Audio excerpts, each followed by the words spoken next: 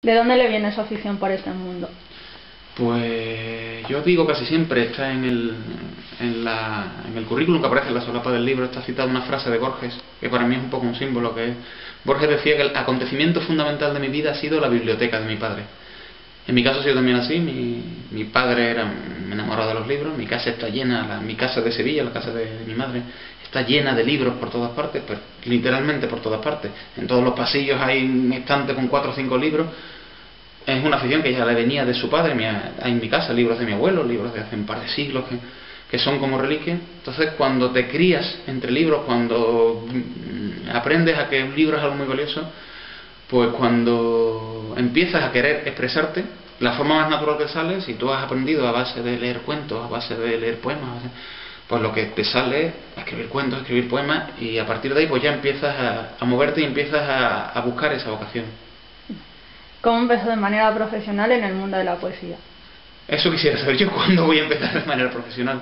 Es muy difícil realmente considerarse un profesional de la poesía. Incluso yo siempre digo que los grandes maestros de la poesía no vivieron de la poesía, ni Lorca, ni Cernuda, vivieron exclusivamente de la poesía. O algunos daban clases, otros pues eran funcionarios, otros.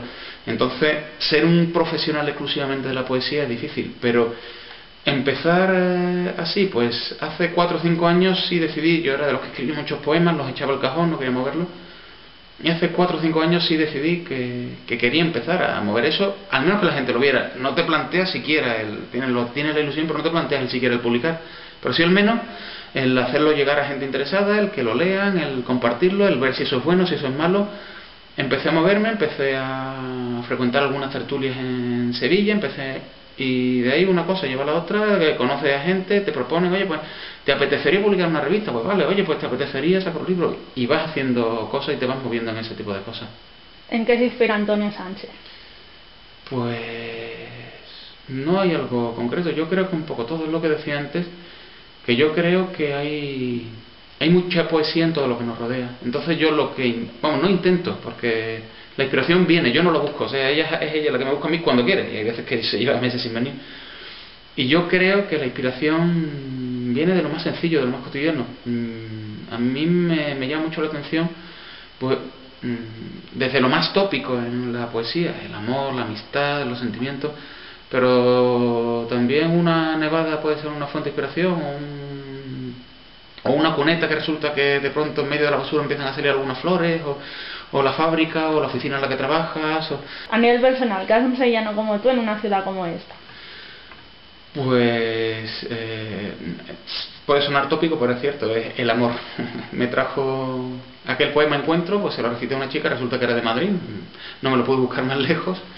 Y entonces pues empezamos a escribirnos, después empezamos a vernos, fueron muchísimas horas de autobús de Sevilla a Madrid, de Madrid a Sevilla, hasta que decidimos que queríamos estar juntos. A mí me resulta más fácil venir que ella ir a Sevilla, y aquí estamos. Si pudieras elegir, ¿con qué te quedarías? ¿Sevilla o Madrid?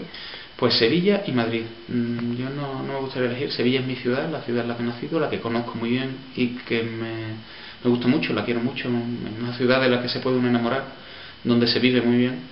Pero en Madrid llevo muy poco tiempo, estoy recién llegado y me siento como en casa. Yo ya me siento madrileño, aunque mis amigos sevillanos se fastidien un poco cuando digo eso de nosotros los madrileños, pero yo creo que se puede ser sevillano y madrileño a la vez, y no me gustaría tener que elegir. Si estoy ahora mismo vivo en Madrid y añoro mucho Sevilla, pero sé que si por circunstancias me fuera a vivir a Sevilla, añoraría mucho Madrid. O sea que Sevilla y Madrid.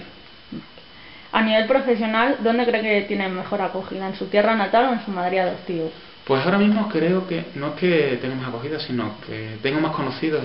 Los círculos poéticos son muy pequeñitos, entonces por pura cuestión de tiempo quizá conozca más gente y me conozca más gente en Sevilla que en Madrid todavía, pero es verdad que en el poco contacto, aunque hay gente que dice que tengo mucho, que en Madrid la acogida es muy buena, hay mucho cariño.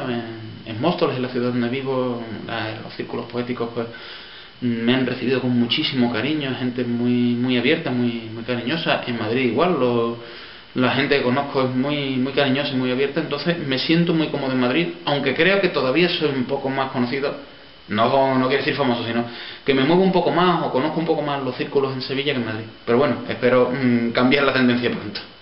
Por último, mira a cámara y recita alguno de sus poemas a nuestros seguidores. Pues si me permiten, me gustaría recitar el poema que cierra el libro. Es el saldo. Este libro está ordenado eso como un balance un balance contable. Yo soy contable, entonces me gustaba ese guiño de hacer un libro de poesía como un balance de contabilidad. Entonces ese contraste entre debe y haber se cierra al final con un poema que, como es el saldo, en el que me apetecía reflexionar qué es lo que le queda al final a un poeta, cuál es el salario del poeta, y así se llama el poema, el salario del poeta. Es fácil conmover a la multitud. Basta con un grito de guerra pegadizo. Campeones, campeones, oé, oé, oé. Una palmada en medio de la masa se convierte en ovación atronadora. El entusiasmo es contagioso, como la ira o el pánico. Es fácil conmover a la multitud. Lo difícil es la emoción de uno solo. Encontrar, entre tanto laberinto y vericueto, el canal preciso, el que fluye limpio y recto de un alma a otra alma. Descubrir la palabra exacta que alguna alquimia secreta transformará en emoción dentro del otro pecho. Un corazón, un solo corazón, es un blanco muy pequeño, y el dardo ha de ser certero. Por ello es tan difícil calcular el salario del poeta, del verdadero poeta. Él no mide en cantidades, mide en hondura. Él no mide la muchedumbre por el número de manos que aplaude sin saber muy bien a qué. Él mide en hondura. Pero ¿cómo medir la hondura de un gracias, de un abrazo, de unos ojos, de una lágrima? Muchas gracias, Antonio, y mucha suerte en tu carrera. Muchísimas gracias a ti.